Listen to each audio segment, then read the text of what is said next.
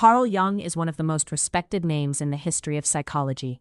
Archetypes, the collective unconscious, shadow work, introvert and extrovert. He invented those terms. He also used astrological charts with his patients, not to predict the future, not as a party trick, as a clinical tool. If you just laughed at that, you are about to have a very interesting 8 minutes. Because the most respected psychologist of the 20th century didn't dismiss astrology. He studied it, he used it, and he had a reason that is far more interesting than whether Mercury is in retrograde. Most people know Jung as Freud's student, who disagreed with Freud and went his own way. That's accurate, but incomplete. Jung was a scientist who spent his career obsessed with one question. What is the unconscious mind, and how do you map it? Freud thought the unconscious was mostly repressed sexual drives. Jung thought that was embarrassingly small. Jung believed the unconscious contained not just personal experience, but something deeper, a shared layer of human psychology he called the collective unconscious. Patterns and symbols that appear across every culture, every time period, every mythology. He called these patterns archetypes. The hero, the shadow, the trickster, the great mother, the wise old man.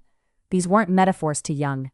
They were functional structures in the psyche that shape behavior whether people are aware of them or not. And he spent his life looking for tools to surface them. Astrology gave Jung something useful, not because he believed the planets controlled people, but because he noticed that astrological frameworks were ancient psychological maps. The 12 signs, the planetary archetypes, the houses, the aspects. These were not random superstitions. They were thousands of years of human beings trying to organize personality, fate, and meaning into a coherent symbolic language. Jung wrote about this directly. In a 1947 letter, he said, "Astrology is assured of recognition from psychology without further restrictions, because astrology represents the summation of all the psychological knowledge of antiquity." He wasn't saying the stars control you. He was saying that human beings have been building psychological frameworks since before they had the word psychology, and astrology was one of the oldest and most detailed ones. He used it the way a modern therapist might use the Myers-Briggs, or the Enneagram, as a starting map for understanding a person's patterns, tendencies, and blind spots. Jung didn't just philosophize about this. He ran an experiment. In 1951, he conducted a statistical study on astrological birth charts.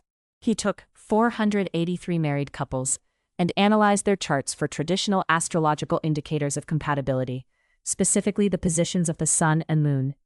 His results showed a statistically significant correlation between those indicators and actual marriage. The study was criticized heavily, the methodology was questioned, and Jung himself admitted the numbers were not clean enough to be definitive. But here's what he said about the experience. He noticed that when he was most focused on proving the hypothesis, the results were most striking. When he was less invested, the correlations weakened. This led him to something he found more interesting than the data. He called it synchronicity, the idea that meaningful coincidences, events that have no causal connection but seem deeply related, reveal something about the structure of reality that science hasn't fully accounted for. He wasn't saying astrology was literally true. He was saying the relationship between the observer and the system was stranger than either believers or skeptics admitted. Here is the part that holds up regardless of what you believe about planets. Astrology works as a personality framework because personality frameworks work. When you read your birth chart and feel seen, when the description of your sun sign, your rising, your moon captures something true about how you move through the world, that's not the stars. That's a well-constructed psychological mirror. The descriptions are carefully built to be both specific enough to feel personal and broad enough to fit most people. Psychologists call this the Barnum effect, named after P.T. Barnum, who said there's something for everyone. But here's the twist Jung understood.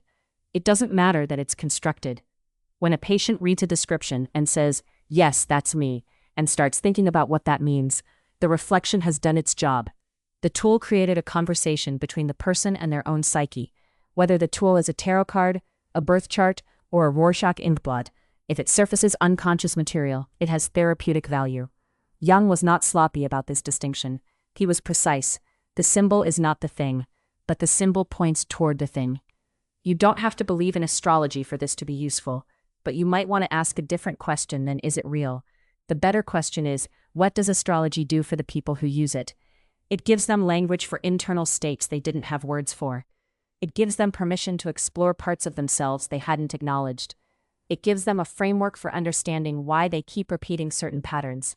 These are not small things, and they are exactly what Jung spent his career trying to help people do through psychology.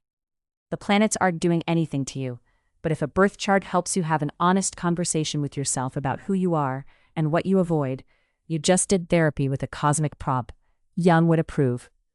The most interesting thing about Jung's relationship with astrology isn't that he believed in it, it's that he refused to dismiss it.